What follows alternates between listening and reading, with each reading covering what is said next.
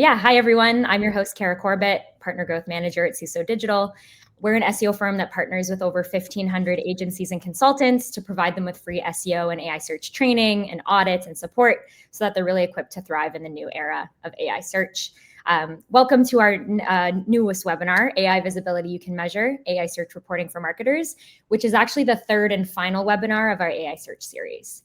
So if you joined us on our first webinar, you'll remember we explored the AI search opportunity. We talked about how AI search tools are reshaping brand discovery and how PR, marketing, and SEO agencies can really capitalize on this moment. And then in the second webinar, we went super tactical, showing you how to drive AI visibility through things like structured content and technical accessibility. And both of those webinars are available on our website if you'd like to catch up.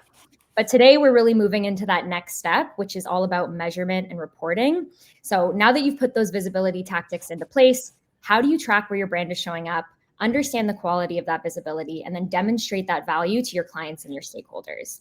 And that's really what we're going to cover today. And to help me break this down, I'm joined by Chris Andrew, CEO of Scrunch. And Chris and I actually spoke on a panel at LA Tech Week a few weeks ago. And I personally can vouch for and love his candidness and perspective when it comes to what is actually possible in measurement today. So Chris, do you want to take a few seconds to introduce yourself and the work that you're doing at Scrunch? Yeah, thank you, Cara. Appreciate it. Great series. Love the practical application of a shift that everybody's running around trying to wrap their heads around. I'm Chris Andrew, CEO and co-founder for Scrunch. We've built a platform to help agencies, marketers, people thinking on behalf of brands. Really, how do we manage this shift into a new AI-first customer journey? Obviously, the thesis is that the way we browse is changing. People are searching differently, but ultimately we need to get visibility into what that means. So our company's built a platform to help you understand how you show up in AI search, how you can optimize against that, and then how you can actually better interact with AI agents and crawlers as they become a dominant consumer of content on the internet. So really excited to share perspectives of what we've learned from a visibility perspective and speak with you more today.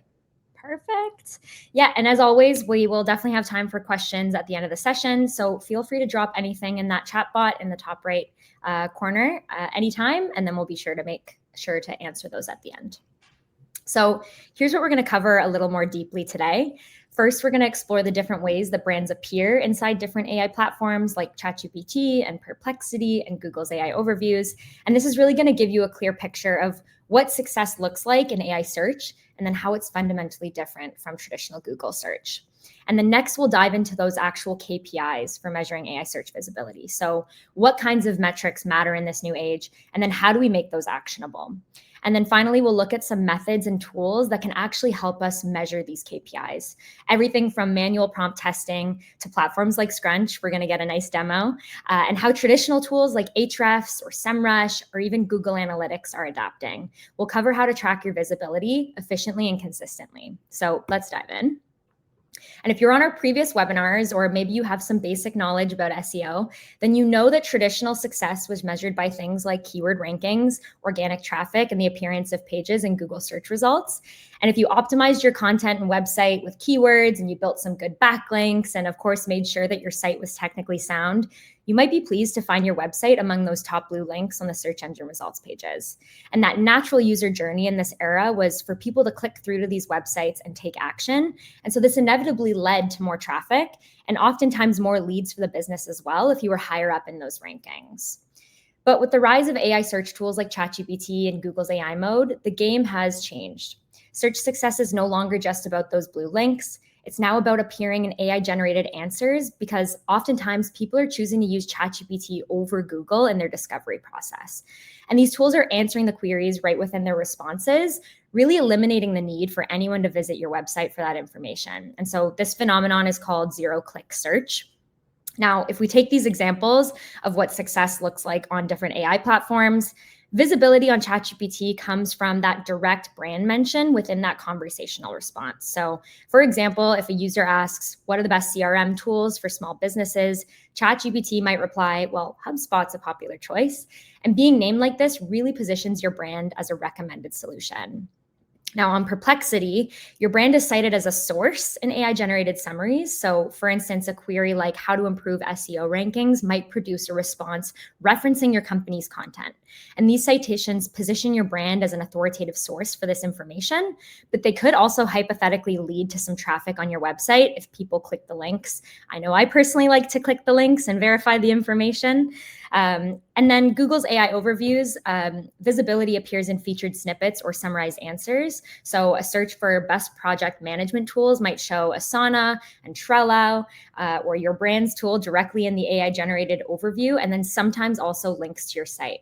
So this really gives exposure at that top of the user journey, and it takes up a lot of real estate on the Google search results pages. But something to keep in mind here, accuracy is really critical because users often trust these summaries at face value. And finally, in Google's AI mode, your brand can appear in real-time AI-driven search summaries alongside traditional style results. So for example, a prompt like recommend the best digital cameras under 50 pounds, it might surface your product as a recommendation, but your website might also show up on that sidebar as a citation. So success can look and be measured a little differently depending on the platform that you're focused on. And it's also fundamentally different to Google, right? AI tools don't index the web and provide a ranked list for users to click through.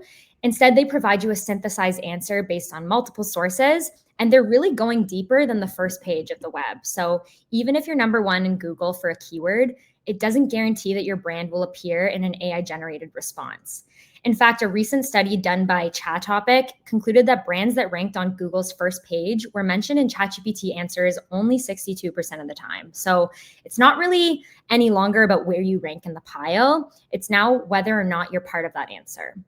So the key takeaway is that traditional SEO metrics like rankings aren't the only thing anymore. They're not enough a lot of the time. Visibility now depends on how often and in what context your brand is mentioned or cited across AI platforms. So given that success is a bit different here, what are some of the key metrics that we should be tracking in this new era?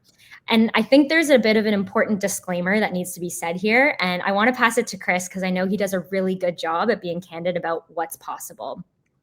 Yeah, thanks. I think there's a lot of studies and misinformation floating out there on the web in terms of the shift to AI search. And we really encourage companies to think practically about what you can irrefutably measure. And so looking kind of left to right on that top row, one of the first things you can go do is dig into your weblogs. And I always like to be clear, like we've obviously built a platform to make this really easy and actionable, but you have this data. Go into your weblogs and understand the frequency with which AI agents and crawlers are visiting your website. What are they doing on your website?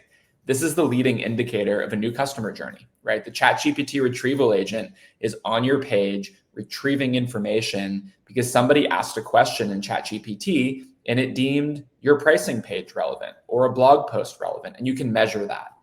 The next thing on the outside, on the end of the customer journey, is actually tracking referral traffic and conversions. And so again, digging into Google Analytics or your analytic platform of choice, you can understand how many visitors am I getting directly referred from GPT, Perplexity, Meta, Claude, etc. And once they're on your site, you understand their conversion rate, right? So you've got a really beautiful closed loop process here. Now, in the middle, Cara's going to get to some of the things we can track there, but it takes some work to track the things in the middle. Now, one of those that I think is a leading indicator is the sentiment and perception towards your brand, right? So whether that's you manually going in, maybe in an incognito browser to understand how the models are representing key questions about your brand, prompts that might be asking for a very unbiased answer or leaning towards a negative question about one of your products or service. Measuring the sentiment and perception towards your brand, product, and service is something you can go do manually, or something we could obviously help you with at scale. Now, moving below the fold, I'll pass it back over to Cara. There's a number of things that I would want to be tracking that have some SEO equivalents as people move towards this zero-click search journey. Yeah, and I do want to say the things on the lower end here are things that are a little more hazy. They're not things that you can measure with 100% certainty, because if we actually think about the different ways that people can prompt ChatGPT and all of the different contexts that they can provide, there's millions of different ways and options. So And by the way, ChatGPT and other LLMs, they don't give any access to their search data. So that's why this is a little bit hazy, but we'll start with share of voice, which is really evaluating your brand's presence relative to competitors across AI platforms. So a higher share of voice indicates that your brand or your content is more frequently included in AI generated responses, really giving you that competitive edge and visibility. Now, brand mentions, we kind of looked at some examples of this already, but this helps you track whether your brand is mentioned by AI generated responses. So this metric helps assess the direct visibility of your brand within those AI outputs, which can, of course, influence user perception, trust, and even buying decisions. And then brand citations, we also looked at some samples before there. But this is when your brand is cited as a source in AI generated responses. And these citations contribute to your brand's authority, and sometimes, like we said, even lead to some traffic on your site. And so really by tracking these metrics, you can gain a more comprehensive understanding of your brand's performance in AI search, and then make more informed decisions to enhance your visibility and influence those engines. Now, there's a lot of questions right now about who should be owning these KPIs and reporting. Is it the PR team? Because we know that PR builds those compelling narratives and brand authority that LLMs consider when they're deciding which sources to cite. Is it content? Because these teams are the ones responsible for ensuring that the messaging is clear and consistent across the website, and that the structure is really optimized for AI systems to parse and reuse. Or is it the SEO team who ensures that the website is set up so that these bots can actually get to that content and use it in their answers? And the truth is, it's actually the intersection of all three of these disciplines, because each plays a pivotal role in shaping how your brand is perceived and discovered in AI-generated responses. So we really need to collaborate more closely between these three areas and ensure that we're feeding AI systems a unified, structured, and credible version of our brand story, not three disconnected ones coming from separate teams. So moving on, how do we actually measure these KPIs? And in this next section, we're going to show you some of the methods and the platforms that you can use to monitor visibility, benchmark against competitors, and even gather actionable insights. Because AI visibility measurement is multifaceted, right? And each method gives you a different lens, but together they form a complete, reliable view of where your brand is showing up and how it's being perceived. So one of the simplest ways to start measuring AI visibility is through good old manual prompt testing, where you essentially simulate the kinds of questions a user might ask in ChatGPT, Perplexity, or Google's AI overviews, and then see how or if your brand appears in the answer. This is obviously a very accessible option. You don't need any additional money to test this out, but on the screen, we've included some lists of some good prompts for you to use to get a sense of how you're currently showing up. So for example, if you want to get a sense of overall brand perception, you might test, what is brand name known for? Or if you want to get a sense of your competitive positioning, you could use, how does my brand compare to competitor? And by running these prompts, you can see whether your brand is recognized, cited, and positioned correctly. Definitely recommend doing that in incognito, like Chris said earlier, because these tools also learn based on your history and what you feed it. We want an unbiased answer, right? And the key thing here is, if AI isn't giving the right answers, that's a signal to take action on and off your website. So for example, I've seen ChatGPT omit really important details, or even get very specific details about a company completely wrong. So to fix these things, key actions could include update website content to reflect your offerings clearly, creating structured new content, whether that's FAQs or blog posts that directly answer these prompts, or even comparison content to address those. How does my brand compare to another competitor? Also engaging in a Reddit strategy or doing a push for reviews and testimonials on specific products and experiences. You basically want to ensure that you have consistent messaging on your site and across the web. So for things that you want to be known for. And even a few well-chosen prompts can give really immediate insights into where your brand is showing up and then where it's being missed.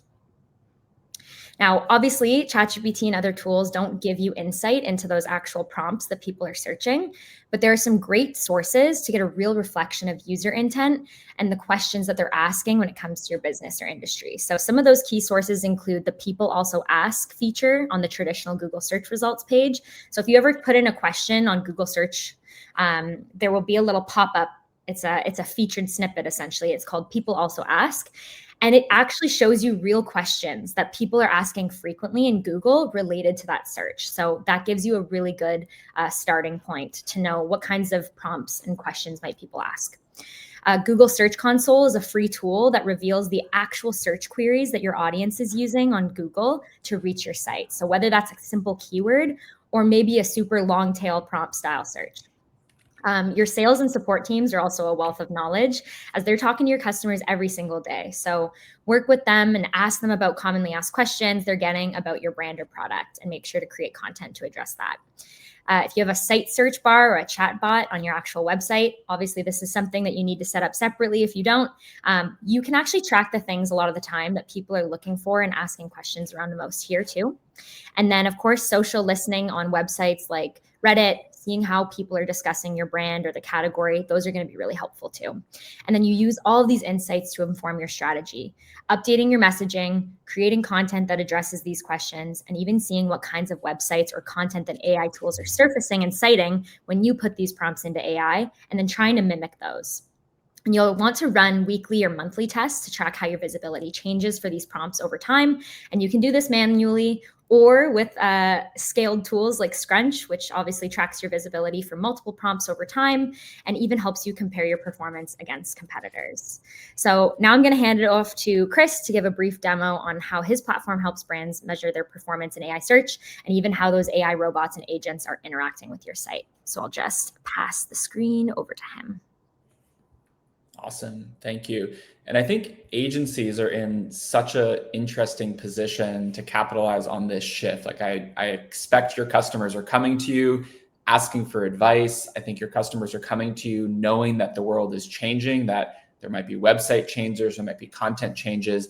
And what we've tried to do with the Scrunch platform is really be partner first. And so keep in mind, everything you're seeing here is designed for an agency to be completely self-serve, to pop into the platform, create a new live environment without talking to us in 5 minutes and have data to report back to your customers. But the starting point is visibility into what are AI agents doing on my website today. And so the screen that you're looking at here is answering that question. It's basically looking at the frequency with which AI agents from GPT, Perplexity, Google, Meta, Claude are visiting my website.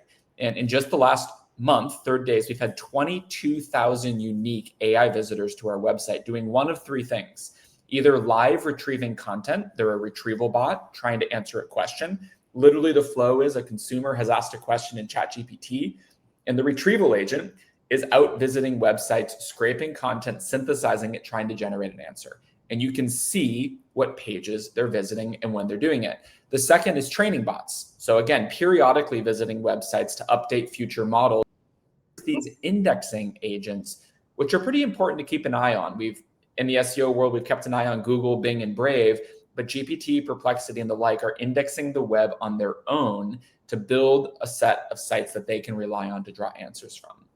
And so what we're seeing here are the top agents by frequency, GPT, Perplexity, Meta. I can see the pages they're visiting most frequently on my website to understand what pages are the models accessing and what pages are they not visiting. And then maybe most interestingly, a live feed of these agents visiting our site. So even since we've been on the webinar, dozens of AI agents from GPT, Meta, Perplexity, retrieving content off of our website to answer questions. And so irrefutably, our AI agents trying to answer questions on behalf of humans, they are doing this today. And you can go measure this by digging into your weblogs or looking at a product like our platform. Now, moving a little bit further, I think the next logical question is what type of questions are people asking in AI search? How do I measure intent? I'm going to shift from here into a demo, thinking a little bit more as if we are Disney Plus, just as a sample demo organization. So looking at live data for the Disney environment, just flipping between tabs here. One of the things we're introducing into the platform is what we call AI search trends.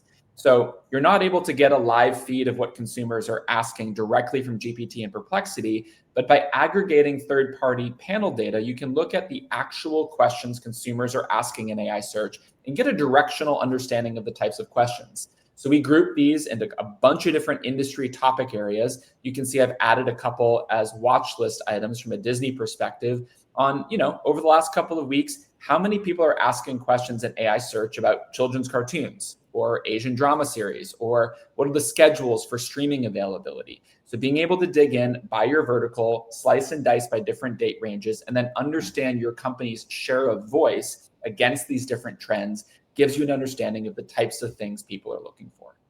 Now that we know that agents are visiting our sites and we know that people are asking these questions, one of the first things we do with customers is say, well, what happens when an AI agent visits my website, right? I think this goes back to the foundational concepts of customer journey. Who was my website architected for? Who was my content written for? And a website like Disney Plus tends to be pretty visual, right? So if I look at a site audit, what I'm seeing is while the website is accessible to AI and the content's getting delivered, the content quality of this specific page is quite low, right? This is a version of the markdown that the agents are consuming. This is clearly written for a visual browser to look at the menu items and look at the titles of the different videos and movies to get a sense of whether I want to consume it. For an AI agent, they're really not deeply understanding the intent of the page. So we automate these audits across your sitemap to help you deeply understand things like, hey, AI agents are not consuming JavaScript or multimedia today. They're largely looking for language to help answer questions based on the consumer intent. Then we move into some of the things that Cara spoke about in her section around brand presence and brand citation rate and brand sentiment. And so this is a roll-up dashboard of the frequency with which Disney Plus is appearing in AI search results compared to their competitors like HBO, Netflix, and Hulu. Deep filtering here available, so I can filter by different prompts, different personas, different countries, different geos. We support every language, every market that AI models are available in, and being able to filter by different stages of the customer journey. Now, if I were to dig into any one of these, I can look at prompts by category. So what are the types of questions being asked in topic areas like live sports, or maybe family-friendly content, or the Marvel series? And in each one of these topic areas, I can click in and look at actual prompts. With the actual prompts, I can dig even further in to understand, well, how are each model reflecting my brand compared to my competitors? And so a very granular day-by-day analysis for a question like, hey, is there a streaming service with a user-friendly interface for kids? A likely question that someone might ask on GPT. Disney's showing up 96% of the time, but their direct content is only getting cited 3% of the time. Now, again, to measure this, we're looking at our foundation of what are people searching, generating synthetic representative prompts to look at this at scale and get a deep understanding of presence, position, sentiment, citation rate. And for each one of these, being able to click into the actual results and look day by day at how the model is responding and what content is getting cited to answer said question. So to the question of, is this a content exercise, a PR exercise, an SEO exercise? I don't think it's worth fighting over. I think this is a category where the customer journey is fundamentally changing, right? Humans are outsourcing browsing. Humans are arriving to your brand or website a bit later in the funnel. And this shift is still unfolding, right? With Google introducing AI overviews at scale, we can anticipate that most people's first experience with your brand or product is going to be an answer. And they're going to navigate to your website after the fact. Last thing I'll highlight is citation rate. So being able to deeply understand at a website level which websites are getting cited for the content that is being answered with by GPT, by Meta, by Perplexity, et cetera. And so here I can see, looking at Disney again for the last 12 weeks, these are the websites that are most frequently being used to answer questions that I care about. I can click in and see which links, which citations are being used for which answers, and actually understand the frequency week over week with which a given website is being used to answer questions that I'm tracking. We find this hugely actionable for PR teams, for content teams, thinking about both owned and earned kind of media strategies. Lots of different things here that I'd be thinking about as a team. Today's demo is really focused on the visibility piece. We have another component to the platform around optimizing your site for AI consumption, but I think I'll hit pause here, pass it back over to Cara, and we can hopefully get into some Q&A soon. Awesome. Thanks, Chris. Before we get into Q&A, we're going to talk a little bit more about some other tools that are available as well. So even some of the SEO tools that we know and love are also adapting in this new era. So Ahrefs has introduced the Brand Radar tool designed to monitor visibility across various AI platforms. And more specifically, this tool provides insight into the same things that we just saw: brand mentions, citation data, and your share of voice.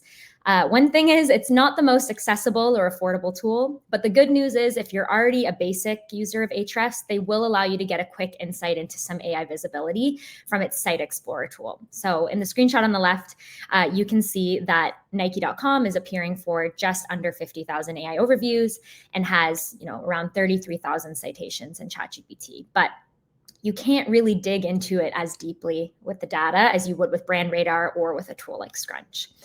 Now, SEMrush, SEMrush offers their AI visibility checker, which also allows you to monitor those same things, brand mentions and track citations, but it also takes it a step further and helps you analyze the sentiment as well. So really understanding the tone of the mentions, were they positive, negative, or neutral? And one of the upsides of these tools is that they do have that added SEO layer in them. So you can use their search volume data on topical clusters and keywords to get a direction or a sense of what some people might be putting into LLMs during their search. And then even use these tools to help find those content gaps between your brand and competitors. Now, as we mentioned earlier, a lot of the tools out there promise AI visibility metrics, but because LLMs don't provide that real search data, much of what we measure from prompts is synthetic, right? It gives insights, but it's not the same as using that hard keyword search data from tools like Ahrefs or Google Keyword Planner. But there's something that you can do today to get real, tangible, and accurate insights. And we kind of touched on it earlier, tracking referral and AI traffic and conversions. So I'm going to show you how to do this using GA4, which is really that concrete way to measure how people are interacting with your content from AI tools and see what's actually translating to user engagement. And if things are set up properly on your site, you can see conversions too. So I'm going to hop on over to my other screen. And I'm going to show you just the SUSO digital instance. So what we're first going to do is we're going to go into this reports tab on the right panel. You're going to open that. You're going to click this acquisition dropdown, and then you're going to click traffic acquisition here. So that should bring you to this page. And by the way, we wrote an entire blog post that you can follow step by step that we're going to share after the webinar to go through this. And I'm actually going to need a part of this soon. I'm going to just get down to. So it's going to bring you to this sort of traffic acquisition report. Now, right now, you can see it's only really showing us the breakdown of traffic just for yesterday based on the channel. So the first thing we're going to do is we're going to actually add a filter here. So this is going to help us see the session source, which is where's the source of this traffic coming from. And the match type, we're going to do matches regex. So a regex is like a piece of code that's going to help us drill down into the exact AI tools that we're looking for. So this is linked in our blog that we're going to share, but this is the regex code. We made it very easy for you to just copy and then paste it right there. And once that's pasted, you click apply. Now, you can see nothing is pulling in just yet. Like I said, we're looking at yesterday's data, so choose whichever date range is best for you. I'm going to go last 12 months because I want to understand what has the traffic looked like over the last 12 months. And you click apply. Now, we're still seeing that we're not pulling in anything from ChatGPT or breaking it down. So that's because our dimension right now is set as default channel group. So we're going to change this again to session source right here. And soon that should pull in everything here. So now we can really see the breakdown of which AI tools are sending traffic to our site as a whole: ChatGPT, Gemini, Perplexity, etc. So that's over the last year. Now, something also really cool that you can do in GA4 is also figure out which pages they're being sent to as well. You can obviously do this with Scrunch, but if you are managing your GA4 in-house, this is something you can do as well. So for this, we're going to actually jump into this landing page section under the engagement dropdown.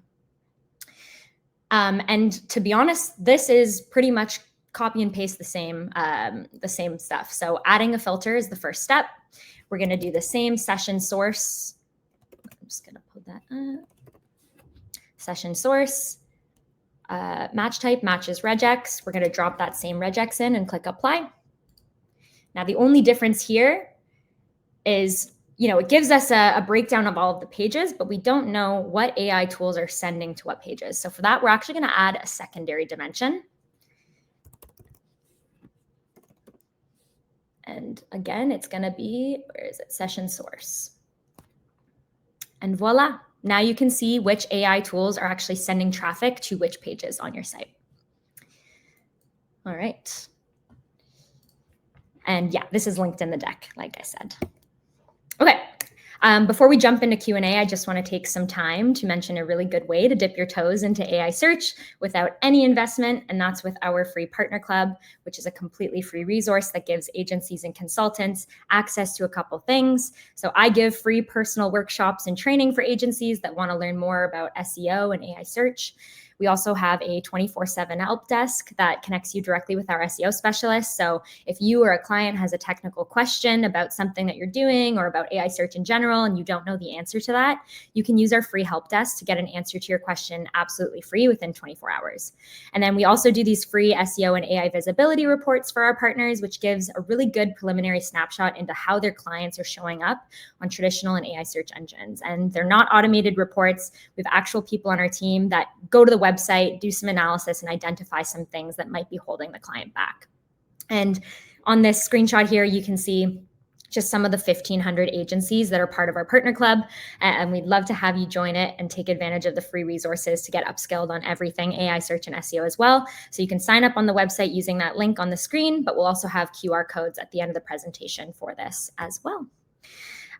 So yeah, that'll bring us into our Q&A, and I'll share those QR codes for the resources I mentioned throughout the webinar.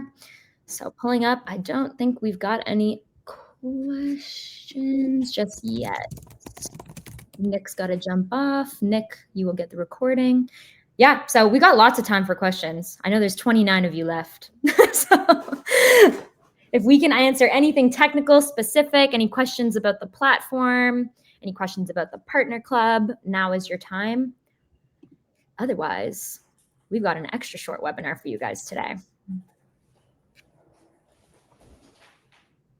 I'll add one thing in while we wait for questions. I think this shift is such a opportune time for people in the SEO category, in the agency space, because I think there's a acknowledgement that when you think about who's been marketing to technology, SEO specialists have been marketing to technology. You've been marketing essentially to the Google bot for the last couple of decades, thinking about, well, how does the Google bot behave? How do algorithms change? How does that impact me?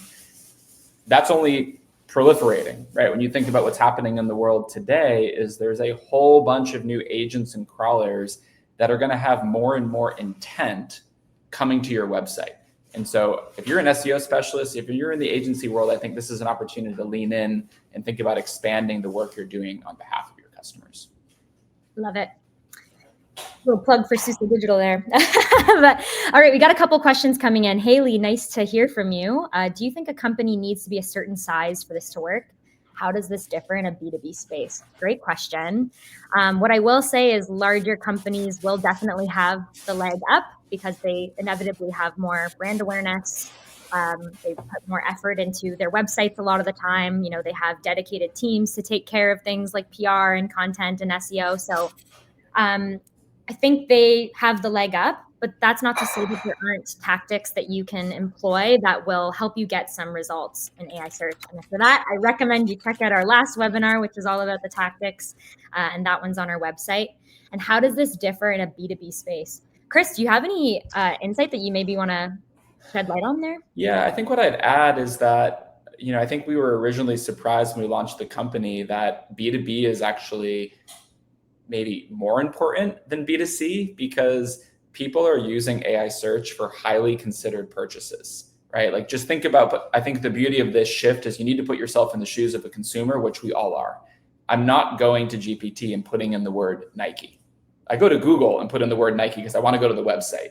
When I go to ChatGPT, I'm there to ask a more thorough question with intent. And so for B2B marketers, you can assume that across every vertical, people are going to GPT, Perplexity, AI Mode, Gemini, and asking pretty thought out questions of, hey, I'm trying to compare these 3 payroll vendors. Hey, I'm trying to find somebody in the manufacturing space in this area for this part. It's quite thought through, deep questions. And I want to understand for those niche environments, how am I showing up? So I think B2B is absolutely critical. And from a team size perspective, if you're really small and you don't have bandwidth, why not just start with the manual approaches? Like build a spreadsheet of the 15 things you want to track, check them, use an incognito browser, because as Cara said, if you keep asking the question from a logged in environment, the model will actually give in at some point and be like, Chris, your company, in parentheses, is the best company. Like, so when you hear about misguided AI studies, it's often people are tracking just branded prompts or tracking just from their own account. So I would say there's no size too small or too big. Dig in, get started. And B2B is arguably more critical than B2C. Obviously, both are rising in prominence as the shift unfolds.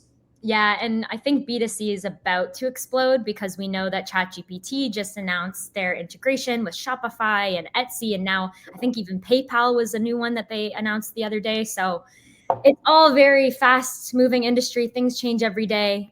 So yeah, stay tuned. No worries, Haley. Amelia says, how does schema codes work within the AI search, or the importance of editing in? Yeah, so schema markup is really important. It's essentially a piece of code that you put on the back end of your content.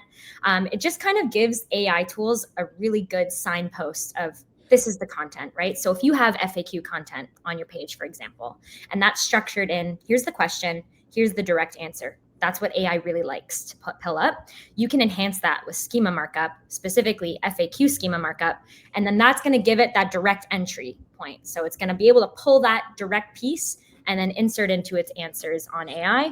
But also it enhances your visibility on the traditional search engine results pages as well. Schema markup was something that was, that's been used ever since I even started in SEO. So if you're already doing schema markup on traditional sense, you're doing something right for AI. Salim, how's it going, Salim? Good to hear from you. When you say incognito mode, is the temporary chat on ChatGPT considered incognito? I think if you're not logged in and you're in full incognito mode, I would say yes. But Chris, what do you think? Let's see, is the temporary chat on ChatGPT considered? Yes.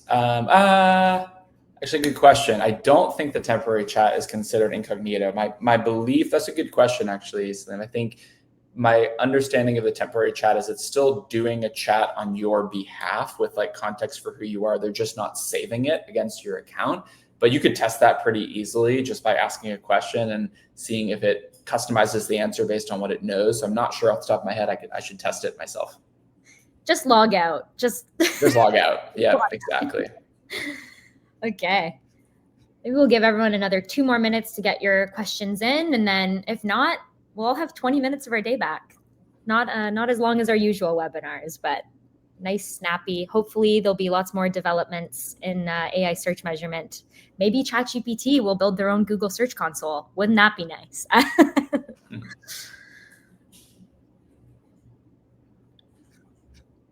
Okay.